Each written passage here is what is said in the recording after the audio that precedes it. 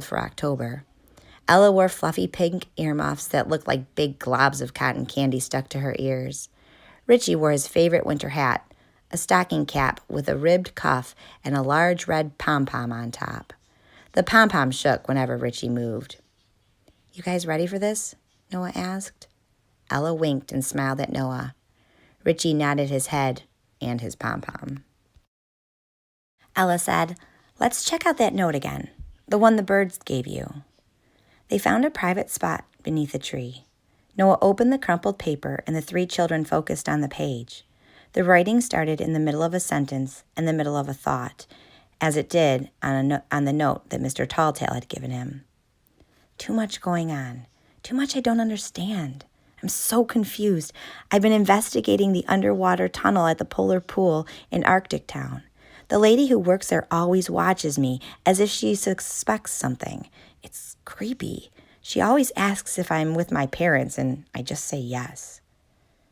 Ella turned to Noah and asked, "Did you know she was coming here?" "Nuh-uh." "Those piano lessons she was taking with Miss Courtney, you know, the ones over the summer? I bet if we check into that..." Ella stopped herself, realizing that she was about to call Megan a liar. Noah finished her thought saying, "I bet she can't even play chopsticks." They exchanged a knowing look and turned their attention back to Megan's note.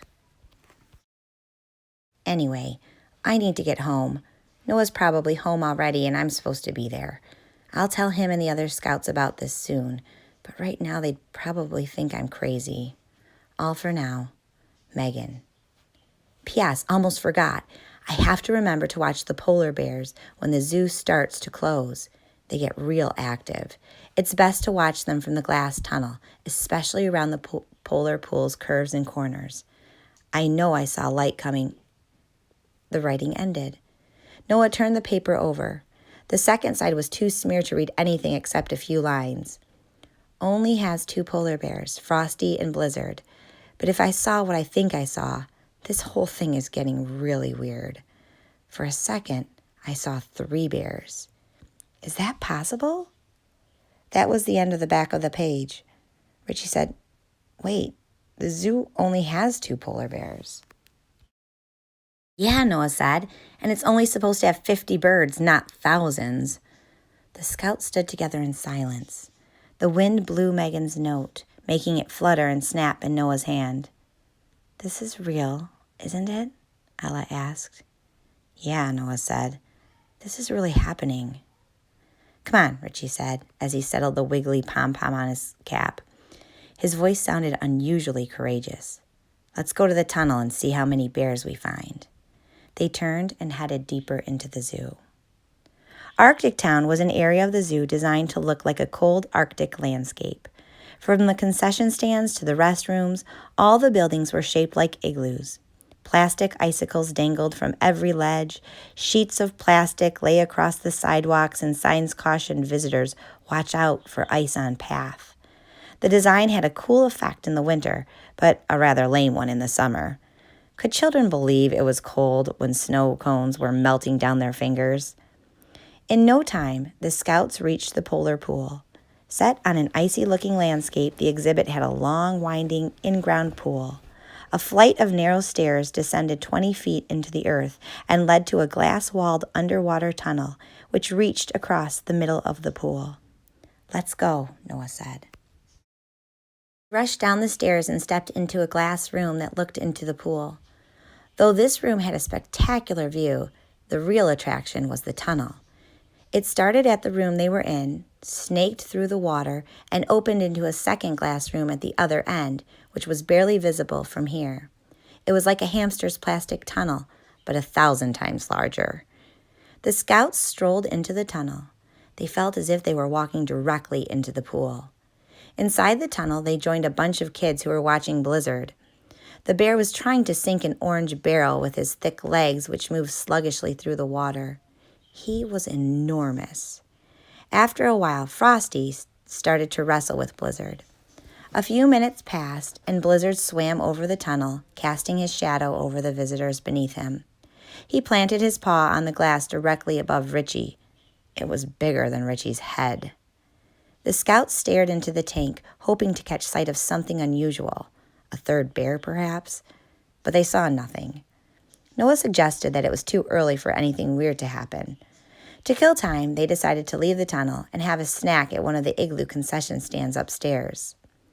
On their way, Richie pretended to slip on a patch of fake ice that had spilled across the sidewalk. "Hey guys," he called. "Whoa!" His arms flailed and the pom-pom on his cap wobbled. About 20 seconds into his routine, he lost his balance and crashed on his butt. "Richie," Ella said, "if you don't knock it off, we're going to put you in with the monkeys." Richie climbed to his feet and rubbed his sore rear end. After wasting an hour, they returned to the polar pool, made their way into the tunnel, and waited anxiously for something to happen. Before long, a lady announced through the loudspeaker that the zoo would close in 15 minutes. Parents collected their children and headed for the exit. Within minutes, the Action Scouts were the only ones left in the tunnel. "Megan said it happened late in the day," Noah said, "and that's when all the stuff with the birds happened to me." "Yeah," Ella said. Frosty and Blizzard swam at one end of the pool, their massive paws deftly slicing the water. "See anything unusual?" Noah asked. "Nuh-uh," Richie said. The three children stood with their faces pressed against the tunnel wall. Their breath clouded the glass. Silence hung in the air, and time passed. Then, out of nowhere, Richie said, "I got a joke." "What?" Ella moaned. "A joke. I got a joke." Without looking away from the pool, Noah said, "Go ahead. Ready?" Richie asked. "For crying out loud," Ella said. "Stalling isn't going to make it funnier." Richie cleared his throat and said, "What's white and furry and shaped like a tooth?" What's what? "What's white and furry and shaped like a tooth?" "I don't know," Noah said. "What?" "A molar bear." No one laughed. Noah and Ella just stood and peered into the water. "A molar bear?" Richie repeated. "Don't you guys get it?" "Of course we get it," Ella said. "We're just not 6 anymore." "Geez," Richie said. "I guess—" "Quiet," Noah said. "I see something." "What? Where?" Richie said. "Light. I saw light." Noah had seen a beam of light inside the pool, but it had come from the bottom of the tank. "I don't see anything," Ella said. "Where?" "It was out there, but only for a second. A ray of light, just like the light that Megan described," Noah said. "You sure it wasn't coming from the sky?" Richie asked. "No, it wasn't." The next moment, the scouts heard a high-pitched sound coming from the room behind them, the room they'd entered the tunnel from. It sounded like a big metal door opening. They turned in the direction of the noise. "What was that?" Ella whispered. "I don't know," Noah said. "Maybe someone who works here?" They pushed away from the glass and tried to act casual. Ella fluffed her ponytail and Richie ruffled the pom-pom on his cap.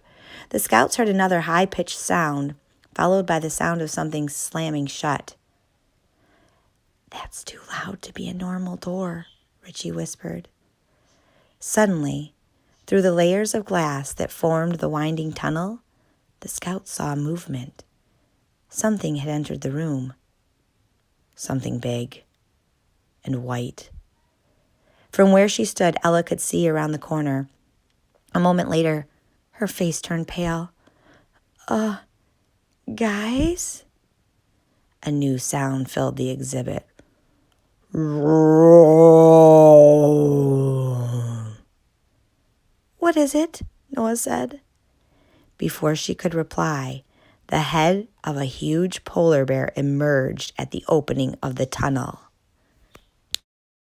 The bear snarled, swung its snout from side to side, and fixed its black eyes on the scouts. Noah tried to say something, but only a flat, meaningless sound came out. The bear threw back its head and roared. Its tongue looked like a slab of meat. Its ivory fangs were razor sharp. Noah glanced into the pool. Only one bear was out there. It was Frosty, the smaller bear, which meant this was Blizzard. Somehow, Blizzard had entered the tunnel. The scouts stood frozen in place. Noah's friends looked like statues with goofy headgear, one with fluffy earmuffs and the other with a stocking cap. Ella nervously broke the silence, whispering, "Hey, Richie, any good jokes we can tell it?" "Don't move," Noah warned. "Just keep perfectly still." Blizzard stepped out of the room and into the tunnel. Water dribbled off his fur and formed large puddles on the floor. He closed to within 10 feet of the children and rolled his daunting head. "The room behind us, it has an exit," Noah said. "Richie, can we run faster than this thing?" Ella whispered. "I don't know," he replied. Blizzard swung his head around at Noah and growled. Noah carefully eyed the bear. Suddenly, a strange calm swept over him. "Hold on a minute." He stepped forward and said cautiously, "Blizzard? Hi." The bear inched down the tunnel. "What are you doing?" Ella asked. Noah reached out, his hand trembling. "Shh, this will work," he said. Blizzard nudged his head against Noah's open palm. His fur was coarse, wet, and cold. He sniffed Noah's arm, and his coal black nose left a wet spot on Noah's jacket. Noah realized how massive Blizzard was. His legs were like tree trunks, and his head was as big as a beach ball. Noah stroked Blizzard's crown as the bear sniffed his arm. "Blizzard," he said, "do you know who I am?" "I'm Noah." Blizzard growled softly. "It's okay, guys," Noah said. "He's here to help us, like the other animals." "This is crazy," Ella said. Ella and Richie crept forward. When they reached Blizzard, they gingerly placed their palms on his side. "What's going on?" Richie asked. "How can this be happening?" "I have no idea," Noah admitted. "How did he get in here?" "There's something in that first room, a door or something. Remember that noise we heard?" Noah said. "This is like a dream," Ella said. In a flash, the entrance door opened, and through the glass walls, Noah detected light from outside filling the staircase. A man was speaking. Yeah, right, I know. I gotta pick up the..." Noah could faintly see a zoo employee. He was propping the door open with his hip while he talked to another person nearby. Blizzard grunted and looked at the scouts. He dropped something from his mouth, a wadded-up ball of paper. Noah scooped it up. It was wet and gooey with spit. He crammed it into his pocket, and Blizzard thundered back down the tunnel. The floor quaked. "Need to pick up my toolbox," the zoo attendant was saying. "That's a big headache we got down there. We'll need to..." When Blizzard reached the end of the tunnel, he turned the corner and disappeared. Seconds later, the scouts heard the loud, high-pitched sound they'd heard earlier. That was it then. Blizzard had entered the exhibit through some kind of secret door. "First, I gotta close up the tunnel," the man continued. "Let me do a walkthrough real quick. I'll meet you on the platform." The door snapped shut. Through the glass, Noah saw the man approaching. "Don't say anything," Noah said. "If Blizzard doesn't trust this guy, we don't either." "Totally," Ella agreed. The man turned into the tunnel. When he saw the scouts, he waved his fingertip toward himself and said, "Let's go, kids. Gotta lock up this joint." "It's that late already?" Noah asked casually. Yeah, zoo's closing. Come on, let's speed it up." As the children scurried around the zoo attendant, he glanced at the floor. "What's this?" he said. "The floor's soaked. What'd you kids spill?" They stood in silence, stunned. The man lowered his eyebrows and said, "Nah, forget it. Come on now. 3 of ya, get." He accompanied them up the stairs. As the scouts were walking off, he said, "Wait." Noah turned his head and saw the man's finger pointed at him. "Don't I know you?" "Nuh-uh," Noah replied. "I'm sure I've seen you before." I doubt it. Scratching his chin, the man looked him over. Finally said, yeah, well, whatever. The three of you get on now. As they hurried off, Ella said, Noah, he knows who you are. Yeah, Noah said, and I'll bet you anything he knows who my sister is too. They ran toward the zoo exit.